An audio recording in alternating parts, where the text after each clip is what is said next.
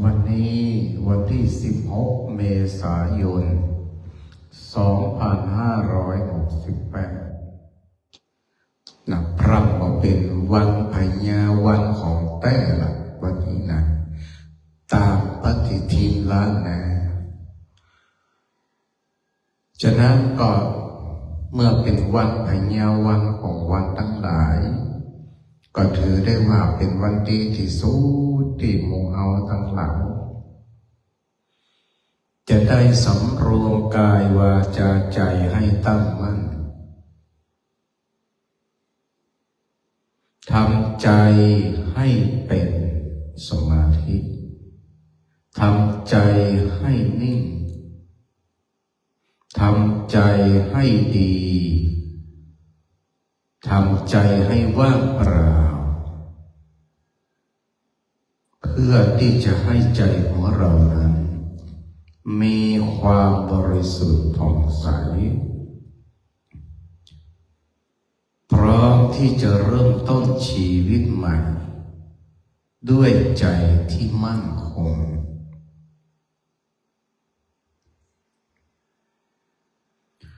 ด้วยการให้ทานรักษาศีลและเจริญเมตตาภาวนาบุญก็เกิดที่ใจของเรากุศลก็เกิดที่ปัญญาของเราทุกสิ่งทุกอย่างสำเร็จด้วยใจจากวันไหนทุกสิ่งทุกอย่างก็ล้วนสำเร็จด้วยใจ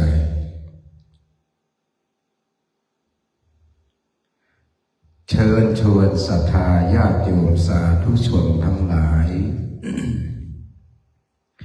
ไหว้พระสวดมนต์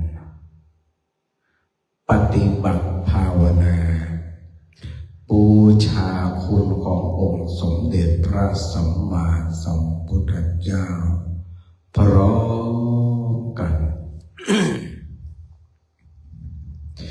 กราบหนึ่งกราบสองกราบสาม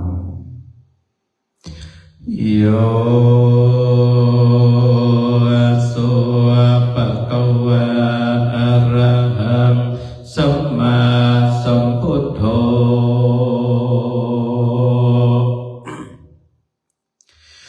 สวากาโตเยนะภะคะวะตาธัมโม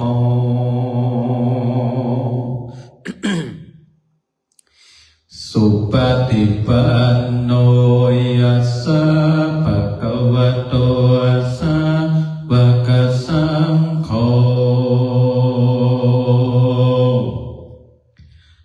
ธัมมยังภะคะวันตังสัทธัมมังสัสสังฆังอิเมหิสักการะอิยะทาระหังอโรปิเตอภิปุจยามา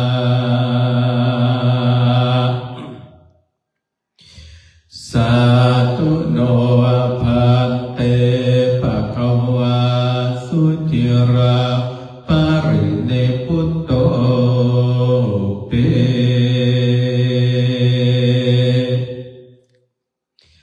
ปัจฉิมา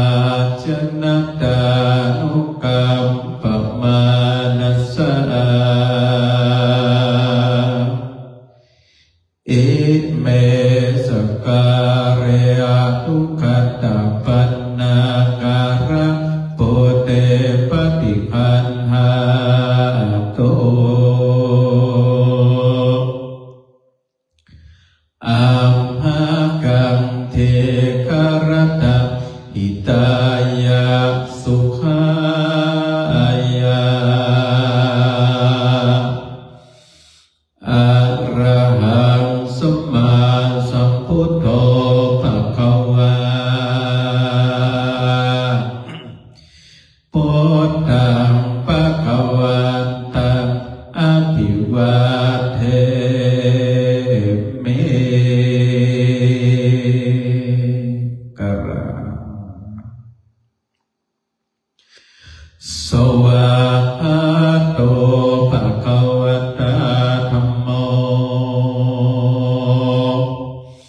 ธัมมังนัมมัสสา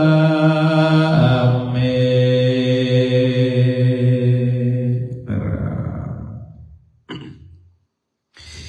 สุปฏิปันโนภะคะวะโตสาวกสังโฆสังฆังนะมามิ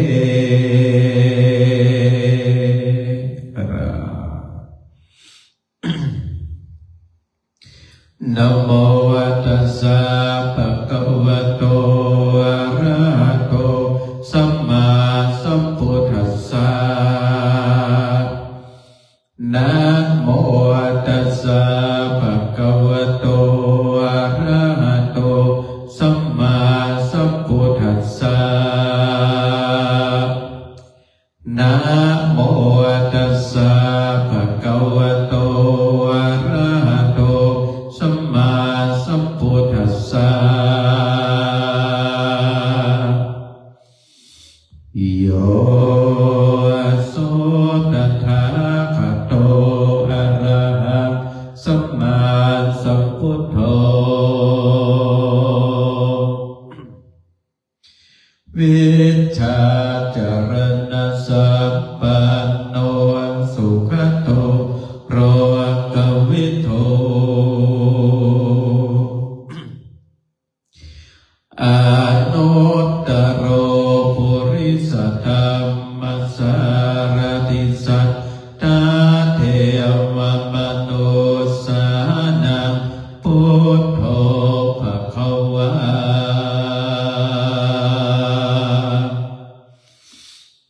โยอิมังโรกังสเทวกังสมารกังสุพรหมกังสัสสมณพระมณีปัจฉังสเทวมนุสสังสยังอภิญญาสัจฉิกโตวะปเวเทเส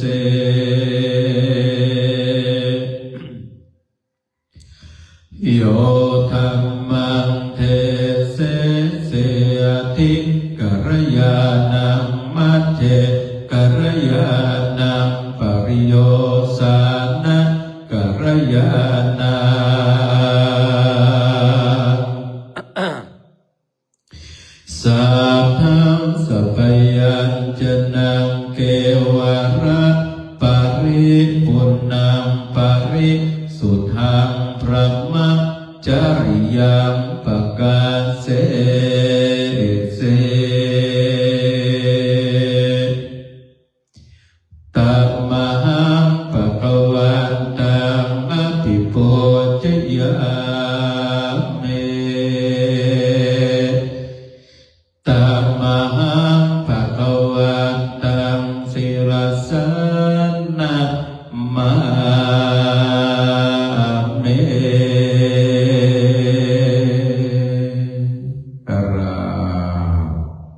ระลึกนึกคุณของพระพุทธเจ้าโยสุสวะคาโตภะคะวะตาธัมโมสันทิติโกอาการิโกเอหิปัสสิโกโอปัญญิโกปัจจตังเมติตัพโพวินโยเยตัมมังธัมมังอภิปูชยามิตัมมั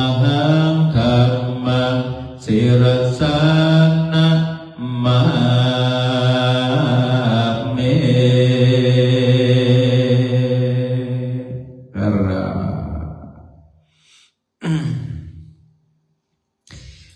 โยสุปฏิปันโนภะคะวะโต ตัวสาวกสังโฆโอจุปฏิปันโนภะคะวะโตสาวกสังโฆยายะปฏิปันโนภะคะวะโตสาวกสังโฆสามีจิปฏิปันโนภะคะวะโตสาวกสังโฆยะทิธรรมจัตตาริปุริสโยกานิอัตถปุริสปุคาราเอสะภะคะวะโตสาวกสังโฆอาหุนายโยปาหุนายโยทักขินายโยอัญจริกรณิโยอานุตตรังปุญญเขตังโลกัสสะ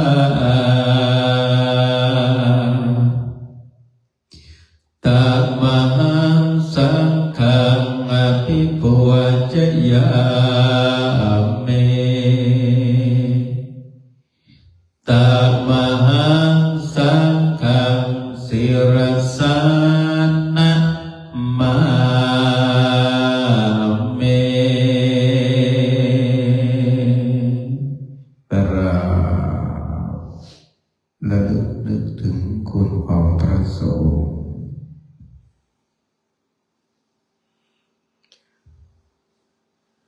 หัตถมัยยังรัตนตยาปนามาคาทายโยเจวาสัมเวขปริกิตนาปาทันจะปนามาเส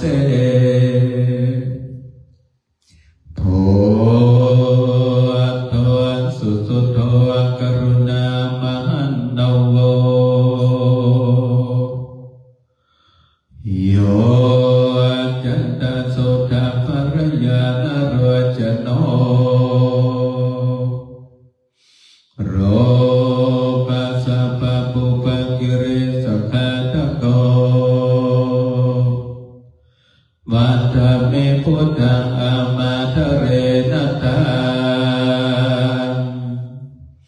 ธัมโมปฏิโปวิหัตสัสสะทุโนโยมะคะมะคะมะตะเพทะพินทะโกโรกุตโรโยจะตถาทะทิปาโนวัตตามิธัมมังอามาทะเรนะตังสังโฆสุขิตาปยติเกตสัญญิโตโยทิคาสัตโตสุขตานุโภตโกโรระปะหิโนอริโยตุเมทัสโสวัตตามิสังฆังอามาทะเรนะตังเอเจวะเมกัตตาภิปุชนายกาวัตุตยังบันตยตาภิสังคตาปุญญามยายามะมัสสะภุปะทวามโหตุเวตัสสะภะภาวะสิทธิยาเอตตถาคโตโรเกอุปันโนรังสัมมาสัมพุทโธธัมโมจะเทสิโตนิยานิโกปัสสามิโกปรินิพพานิโกสัมโพธคามิสุขตัปปเวทิโต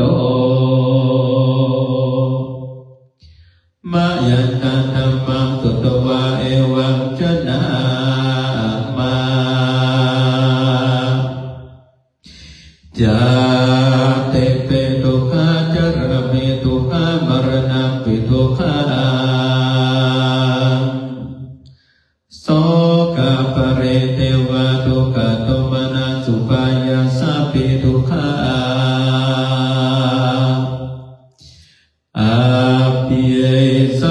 โกทุกขปิยวิปโยโกทุกขยัมปิชันนรปฏิตัมปิทุกขาสังกิเตนะปัจจุปทานะขันธาทุกขาสายาทิฏฐาโรโปปัฏฐานะขันโตเวทนุปัฏฐานะขันโตสัญญุปัฏฐานะขันโตสังขารรูปทานขันโตวิญญาณุปทานขันโตเยสัมปริญญาญาธารมโนโสภควาเอวังภวรัสสาวะเกวิเนติเอวะภะคะจะปนัสสะภะคะวะโตสาวะเกสวานุสัสสเนภะอุราภวัตเตรูปะอนิจจังเวทนานิจจังสัญญานิจจังสังขารอนิจจังวิญญาณอนิจจังรูปอนัตตาเวทนานัตตาสัญญานัตตาสังขารนัตตาวิญญาณอนัตตาสัพเพสังขารานิจจาสัพเพธัมมาอนัตตาเตเตมยังโอตินามังจติยาจารมรเนนาโสเกหิปริเทเวตุเขหิตุมนาเสอุปายาเสทุกขตินาทุกขปเรตาอาเปวานามิมัสสะเกวรสะทุกขขันธัสสะกิริยาปัญญเยธาเตเจระปรินิพุทธังปิตังภคะวันตังมุริสะอรหันตังสัมมาสัมพุทธาสัทธาอัคคารสมมานาคาริยังปภัชชิตาตัสมิภคะวะติพระมัจจริยังจรามาภิกขุนังสิกขาสัจจิวะสมาปันนาตัมโนพระมัจจริยังเอมาสะเกวรัสสะทุกขขันธัสสะตกิริยายะสังวัตโตเต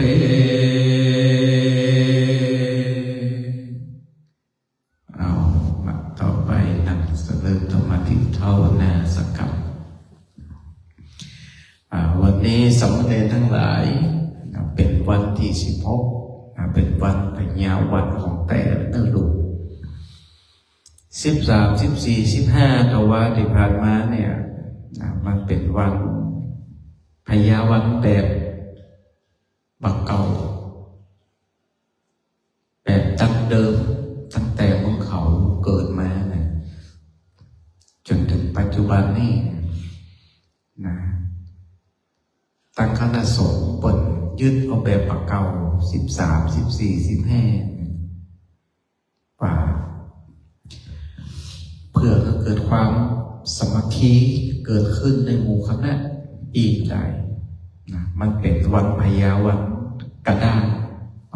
เป็นปฏิทินกระด้าง13 14 15นะแต่ว่าถ้าตามปฏิทินของ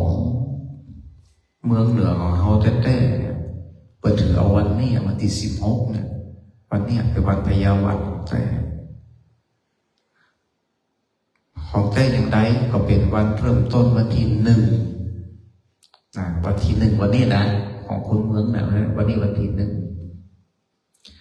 เพราะฉะนั้นก็เมื่อเรานับวันที่1วันนี้เนี่ยเราจะต้องเริ่มต้นสิ่งดีๆใหม่ในวันนี้เป็นต้นไปด้วยกายด้วยวาจาด้วยใจตามความเชื่อโบราณนั่นนะเป็นว่าวันนี้ถ้าไผ่ทำบุญทำทานสร้างบุญสร้างกุศลโดยการประพฤติวัดปฏิบัติธรรมทำวัดสวดมนต์สิ่งดีๆก็จะเกิดขึ้นกับชีวิตของคนคนนั้นตลอดทั้งปีแต่ถ้าไผ่เริ่มต้นปฏิวันนี้นี่เนาะสิ่งที่ปฏิทั้งหลายสิ่งที่เป็นอัปมงคลทั้งหลายมันก็จะเกิดกับชีวิตของคนนั้นสุดปีนะลูกเพราะฉะนั้นเดี๋ยวนี้ถือว่าโอกาสวินาทีที่สำคัญเราจะได้นั่งเจริญสมาธิภาวนาลูกก็ถือเอาโอกาสช่วยเอาโอกาสดีๆวันนี้นะเริ่มต้นชีวิตใหม่ของลูกๆเขา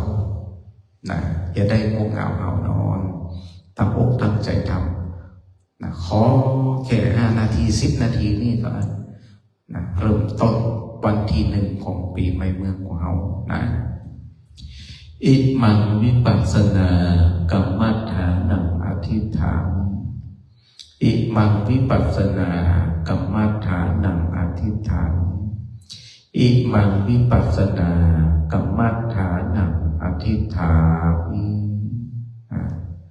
ปมมือลงมือขวาทับมือซ้ายอกผายไหล่พึงนั่งตัวตรงหายใจเข้าพุทหายใจออกโทเป็นพุทธานุสติกรรมฐานตั้งอกตั้งใจสำรวมกายวาจาใจให้ตั้งมั่นพุทโธพุทโธพุทโธพุทโธพุทโธพุทโธพุทโธพุทโธผู้รู้ผู้ตื่นผู้เบิกบานเริ่มปฏิบัติ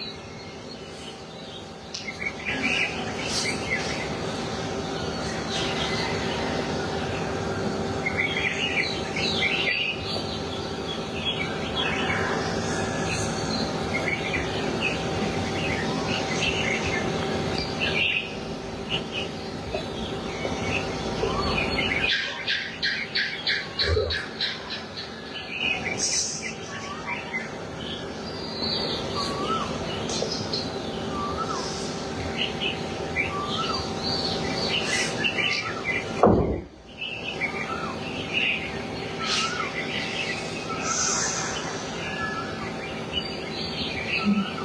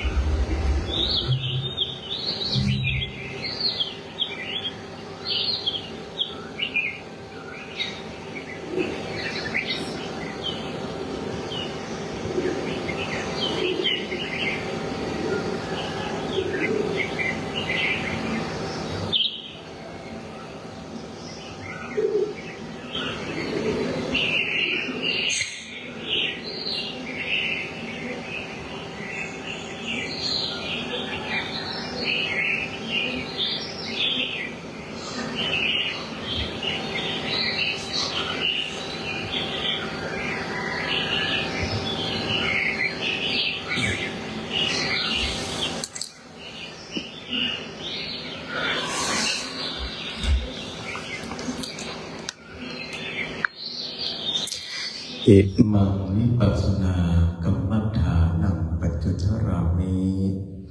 อิมังวิปัสสนากรรมฐานังปัจจุทรามิอิมังวิปัสสนากรรมฐานังปัจจุทรามิเจริญตามพร้อมกันบรรดับเอตังตานากัมมังนิพพานาปัจจยโยโหตุโนนิจังเยตังศีลากัมมังนิพพานาปัจจยโหตุโนนิจังเยตังภาวนากัมมังนิพพานาปัจจยโยโหตุโนนิจังยังกิจเจโกจารังคาตาปังกัมมังสัพเพหิตากาตังปุญญังโนอาหุโมดันโตสุนันโตโพโตเยเตวาสามิทธาเนอาภิกายโยปัสสัตตาองโตสัพพัสสัตตานังโสกิยตาปาริหารันโตมาตาปิตาสุกิตาองโตดุกาปะมุญจันโตสัพเพยติกาสุกิตุกาปะมุญจันโตสัพเพอัญญาติกาสุกิตาองโตดุกาปะมุญจันโตสัพเพปิสาสัพเพยะหาสัพเพเปตาสุกิตาองโตดุกาปะมุญจันโตสัพเพนาคาสุกิตาองโตดุกาปะมุญจันโตสัพเพเทวาโสดุกาปะมุญจันโตสัพเพอัจจาริโยปัจจยาสุขิตาองโตดุกาปะมุญจันโตสัพพะสัมปติสามิชันโตโมตักคู่เขากระดก